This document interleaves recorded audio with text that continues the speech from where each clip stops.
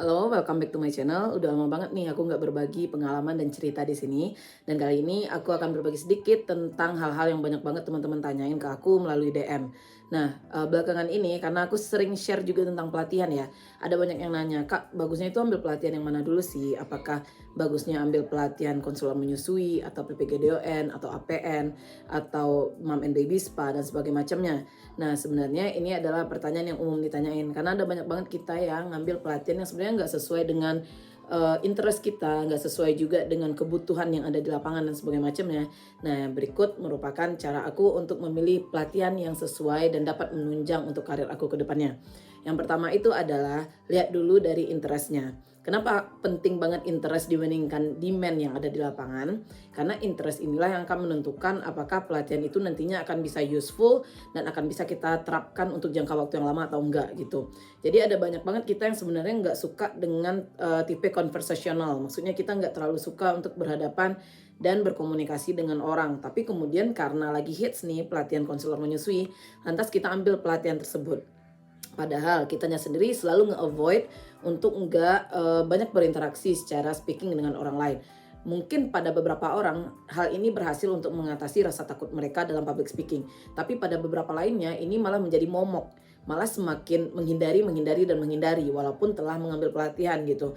Nah, itulah kenapa ada banyak banget nih orang yang udah pelatihan baby spa tapi kemudian nggak dia buka praktek baby spa-nya, ada yang ambil yoga tapi nggak pernah tuh dia buka kelas prenatal gentle yoga karena memang dia ngambilnya itu berdasarkan kebutuhan yang ada pada zaman sekarang tapi nggak melihat dari potensi dirinya. Nah, ada alangkah baiknya kalau misalnya kita mengambil pelatihan itu yang memang sesuai dengan kemampuan kita. Misalnya kita nih sangat interest sekali dengan hal-hal yang berbau dengan klinis dan jelasnya nantinya ada goals jangka panjang untuk menjadi seorang bidan di praktek klinik dan segala macamnya. Nah, mungkin ini akan cocok banget bagi kita untuk ambil APN, untuk ambil PPGDON, karena toh di rumah sakit yang menjadi goals untuk tempat kita bekerja itu akan sangat membutuhkan ini gitu. Nah, ada lagi kita yang mungkin interestnya itu adalah dengan move. Kita adalah orang yang jiwa-jiwa sportinya lumayan tinggi gitu ya. Nah, berarti prenatal gentle yoga, kemudian ada juga dancing in pregnancy, itu ada yang terbaru sekarang ya. Nah, itu bisa banget teman-teman ngikutinnya gitu. Ada lagi yang mungkin interestnya itu adalah dengan speaking, talking to other people, giving education. Nah, konselor menyusui, kemudian juga ada pelatihan ANC, ada pelatihan aromaterapi, gentle birth. Nah, itu mungkin akan sesuai dengan teman-teman yang ingin membawa pembaharuan melalui edukasi gitu. Jadi yang pertama itu lihat dulu interestnya, kira-kira bakalan bisa aku praktekin nggak untuk jangka waktu panjang dengan ini gitu. Kalau kira rasa-rasanya akan bisa, better pilih itu. Kalau aku pribadi milihnya seperti itu ya. Kalau misalnya rasa-rasanya, aduh ini aku sebenarnya tertarik banget nih untuk ambil pelatihan yang sifatnya klinis, tapi kayaknya goals yang panjang aku nggak ke sana deh. Nah, buat apa aku ambil itu kan? Karena pelatihan ini sebenarnya kan adalah penunjang gitu. Tetap aja goals utama kita ada untuk menunjang kuatnya goals ini, makanya kita perlu adanya pelatihan kan gitu ya. Bukan pelatihan ini adalah tujuan gitu. Tapi setelah itu mau apa? Nah, itu kan yang harus kita pikirin. Nah, setelah interest, yang kedua yang harus kita perhatikan itu adalah demand atau kebutuhan yang ada di lapangan. Bisa aja nih kita ambil pelatihan sesuka hati kita. Ada banyak banget pelatihan yang tersebar itu di masterclass, kemudian ada juga di Udemy. Tapi kemudian pelatihan itu ternyata sudah tidak dibutuhkan lagi gitu. Sebenarnya sih nggak ada ya ilmu yang nggak dibutuhkan, tapi mungkin pada zaman sekarang itu ada prioritas-prioritas pelatihan yang dibutuhkan sekali. Misalnya kalau sekarang itu orang banyak nyari pelatihan gentle birth, konselor menyusui, kemudian holistic nutrition. Nah, itu banyak banget yang nyari ya.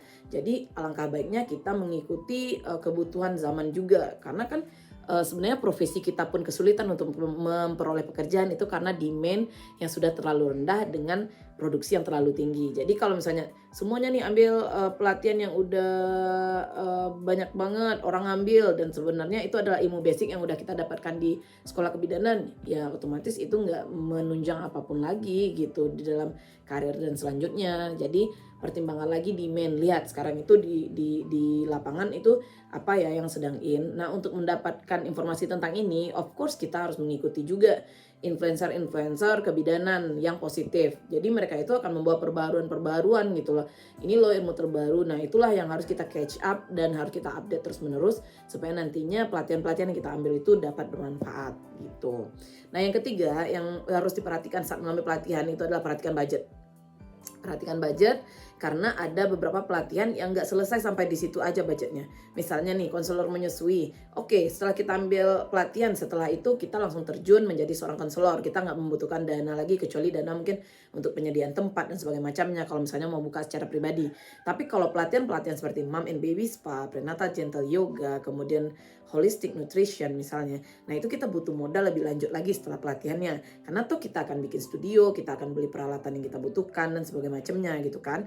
Nah inilah nantinya yang harus dipertimbangkan juga, jangan ambil pelatihan terus setelahnya kita ada masa space yang panjang banget yang bikin move kita selanjutnya itu akan terganggu. Bisa jadi kalau misalnya sekarang habis uang terus ngumpulin lagi sampai 3 tahun, ya ilmu yang udah didapetin di pelatihan itu udah terlanjur hilang gitu loh. Jadi alangkah baiknya disesuaikan juga dengan budget dan dilihat untuk kedepannya itu bakalan butuh dana yang besar nggak, kira-kira kita akan bisa nge-afford itu semua nggak atau enggak gitu. Jadi penting banget untuk melihat hal ini. Nah teman-teman mungkin segitu dulu sharingnya gimana cara memilih pelatihan yang mungkin akan berguna dan akan bermanfaat bagi teman-teman. Kita nanti akan lanjut ke part 2-nya dan semoga yang aku bagikan hari ini itu bisa bermanfaat. Keep learning, keep updating. Semoga kita bisa jadi bidan yang diharapkan di masa depan, yang dapat bermanfaat dan selalu keep up dengan hal-hal yang memajukan dan mensejahterakan banyak orang. Terima kasih.